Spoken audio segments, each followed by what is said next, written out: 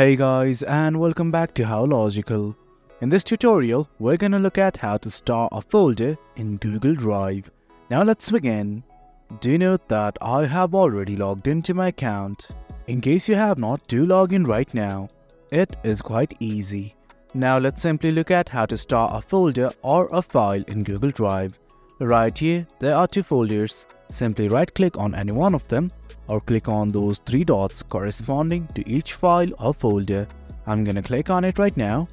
Then something like this will open up. From here, let's directly go to Organize.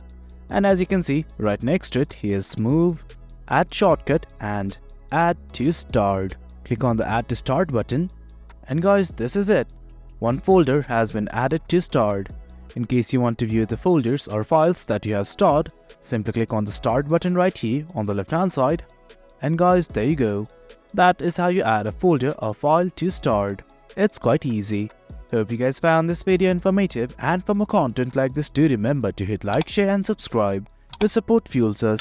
Until next time, thank you.